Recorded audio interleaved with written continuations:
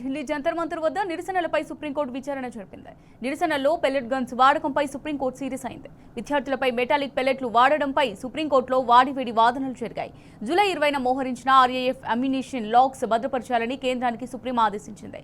గాయపడిన విద్యార్థులకు వెంటనే వైద్య సాయం అందించాలని ఢిల్లీ ప్రభుత్వానికి సుప్రీం ఉత్తర్వులు జారీ చేసింది. తదుపరి విచారణ మంగళవారానికి సుప్రీంకోర్టు వాయిదా వేసింది.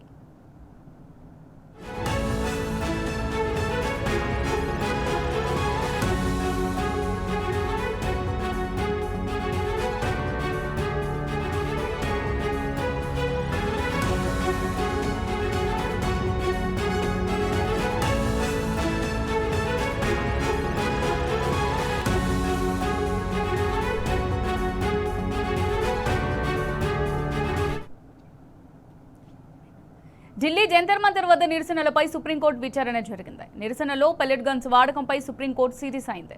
విద్యార్థులపై మెటాలిక్ పెల్లెట్లు వాడడంపై సుప్రీంకోర్టులో వాడివేడి వాదనలు జరిగాయి.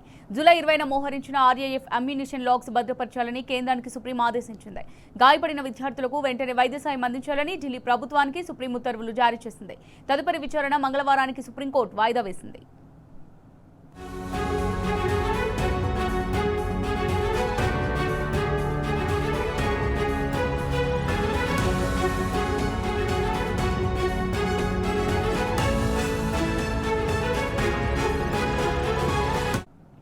రైట్, దీనికి సంబంధించి మరిన్ని డీటెయిల్స్ ఢిల్లీ నుంచి మరి రిపోర్టర్ సురేష్ అందిస్తారు. సురేష్, మరి ఢిల్లీలోని జంతర్ మంతర్ వద్ద జరిగిన నిరసనలో పెల్లెట్స్ గన్ విద్యార్థుల మీద వాడడం మీద సుప్రీంకోర్టు సీరియస్ అయింది. మరి సుప్రీంకోర్టు విచారణకు సంబంధించి మీ దగ్గర ఉన్న అప్డేట్స్ ఏంటి?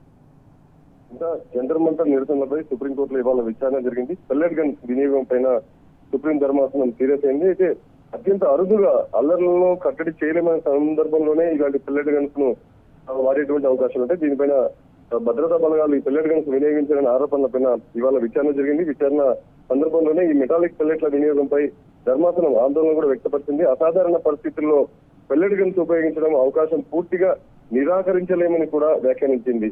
కోర్టులో పిటిషన్ తరఫు న్యాయవాదులు శాంతియుతంగా నిరసన తెలుపుతున్న విద్యార్థులపై ఈ మెటాలిక్ పెల్లెట్స్ జంతర్ మంతర్ లో వాడారని చెప్పి ఇది రాజ్యాంగంలో ఉన్నటువంటి హక్కుల ఉల్లంఘన అని చెప్పి ధర్మాసనంతో వాదించడం జరిగింది. గాయపడిన విద్యార్థులకు వైద్య నివేదికలను కోర్టు దృష్టికి కూడా వాళ్ళు తీసుకురావడం జరిగింది. కేంద్రం తరఫు న్యాయవాది కూడా ఈ ఘటనపై వాస్తవాలను పరిశీలిస్తున్నామని, పూర్తి వివరాలు కూడా సుప్రీం ధర్మాసనానికి సమర్పిస్తామనే విషయాన్ని స్పష్టం జరిగింది. విచారణ సందర్భంగా జూలై 20న ఈ జంతర్ మంతర్ వద్ద విధులు నిర్వహించిన ర్యాపిడ్ యాక్షన్ ఫోర్స్ ఈ అమ్యునిషన్ కి సంబంధించినటువంటి అన్ని రికార్డులు, లాగ్ బుక్స్, ఆయుధాలకు సంబంధించినటువంటి వినియోగ వివరాలను కూడా భద్రపరచాలని సుప్రీంకోర్టు కేంద్ర ప్రభుత్వాన్ని ఇవాళ ఆదేశించడం జరిగింది. ఈ ఆధారాలను జరపకుండా ఉంచాలని చెప్పి కూడా ధర్మాసనం వార్నింగ్ ఇవ్వడం జరిగింది. గాయపడిన విద్యార్థులకు అవసరమైన వైద్య చికిత్సను వెంటనే అందించాలని ఢిల్లీ ప్రభుత్వాన్ని కూడా ధర్మాసనం ఆదేశించింది.